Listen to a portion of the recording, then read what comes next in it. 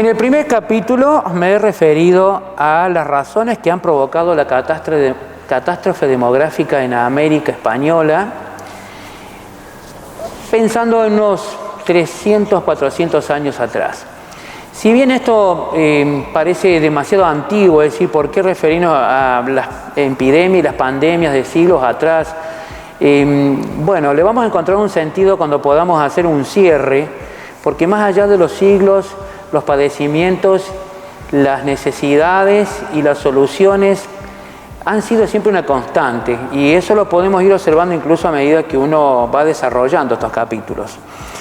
Nos hemos referido a estas pandemias, entonces, las razones, y lo más importante, hemos cerrado con la idea de que increíblemente la conquista española fue posible, una cuestión política, digamos, una consecuencia política, fue posible gracias a que un puñado de españoles ha logrado vencer a 70 millones de aborígenes y adueñarse de América, fundamentalmente con un amigo invisible que tenían los españoles, y eran los virus que ellos traían.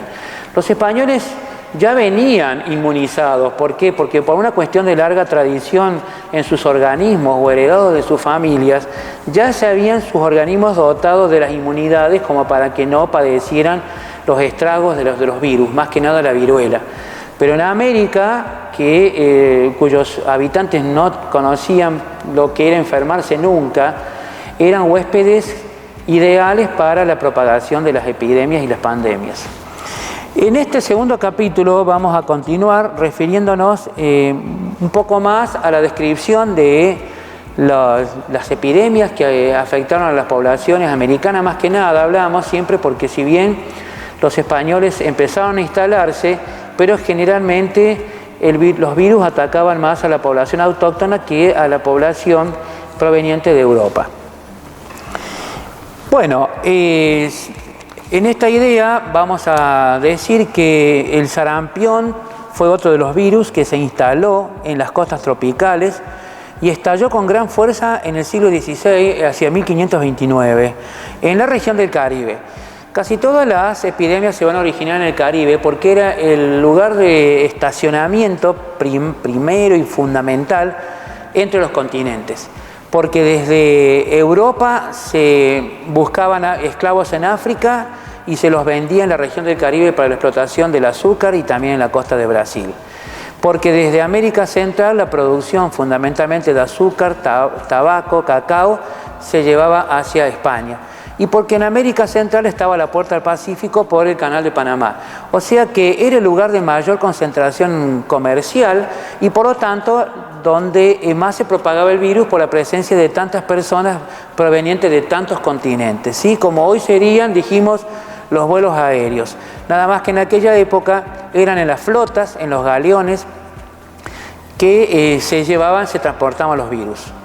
También hemos comentado que incluso el virus de la viruela, que causó una enorme pandemia en América y no se fue más durante siglos, provino de un esclavo africano que fue llevado a lo que es la región de México. El cocolitzli, que era una enfermedad que hoy se supone que es la salmonela, entró con fuerza en América en el año 1576. Esta fue una de las epidemias más mortíferas, más devastadoras que se produjo en el nuevo continente, al punto que la capacidad productiva de Nueva España y Centroamérica quedó prácticamente afectada, como hoy que hablamos de los problemas económicos, que la economía quedó afectada porque estamos todos encerrados o muchos contaminados. Cuando se produjo esta salmonela, fue tal la devastación que provocó en la población que los propietarios de las granjas y los predios rurales, como también lo de los talleres en las ciudades, carecieron de personal para poder producir. De ahí entonces que trajo una gran afectación en el ámbito económico.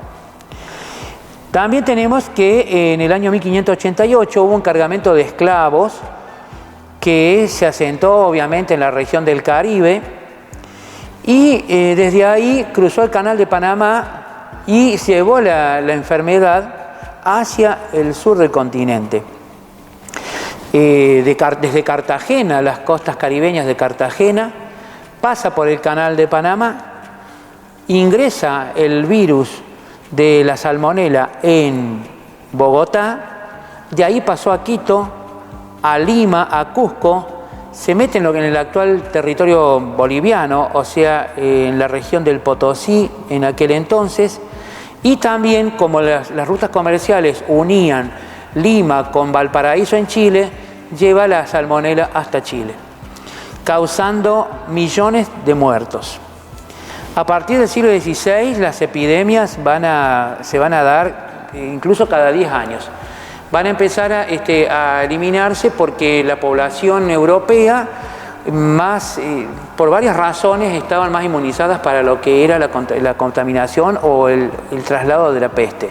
En las ciudades lo que pasaba es que los europeos primero tenían un mejor nivel de alimentación, altos niveles de educación en cuanto a la importancia de estar higienizados, buena alimentación que hacía que sus organismos estuvieran más fuertes, la herencia que venía en sus organismos ya desde un viejo pasado europeo, acostumbrados esos organismos a hacerle frente a esos agentes patógenos, por lo tanto lograban controlarla.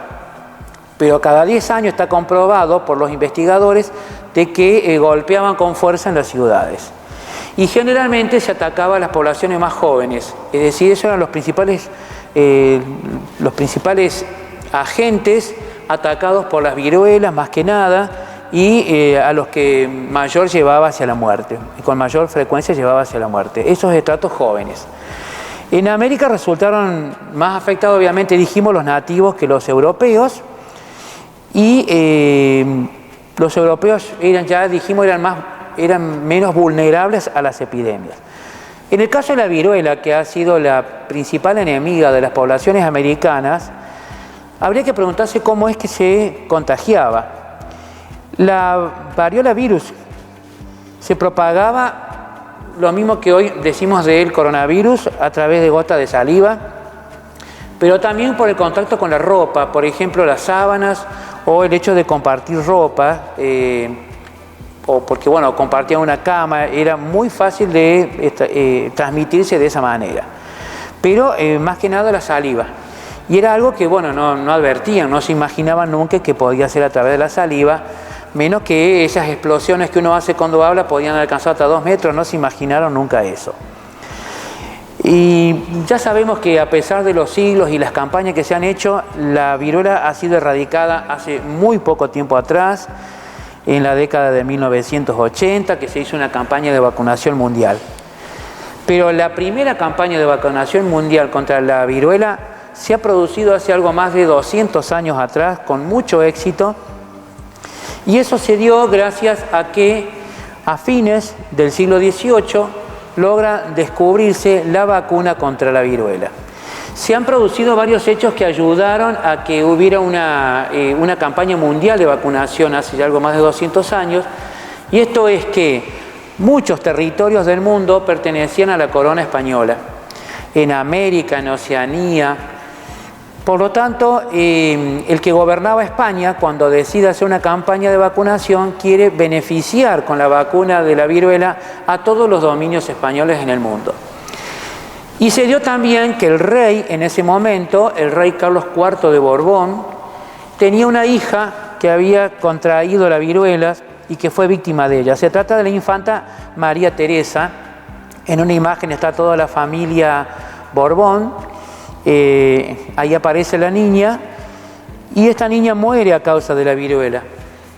Se da entonces también que muy poco tiempo atrás, en Inglaterra, un médico inglés llamado Edward Jenner descubrió que aquellas personas que se dedicaban al ordeñe de las vacas no se contagiaban de viruelas. Empezaron a ver que en realidad era porque las vacas tenían en sus ubres lúpulos o granos de pus, y se le llamaba la viruela, tenía el nombre de viruela animal o viruela vacuna. Entonces, ¿por qué no se contagiaban los que ordeñaban vacas? Porque ya habían contraído la enfermedad de tanto tocar esas ubres con esos lúpulos o formaciones de pus, y eso hacía que sus cuerpos fueran inmunes.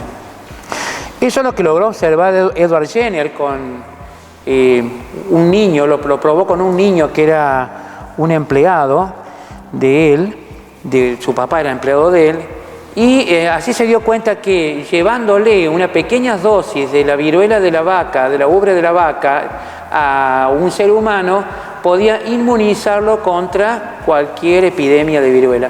Por eso que recibe el nombre de vacuna, porque viene en realidad de la viruela que se producía en las ubres de las vacas.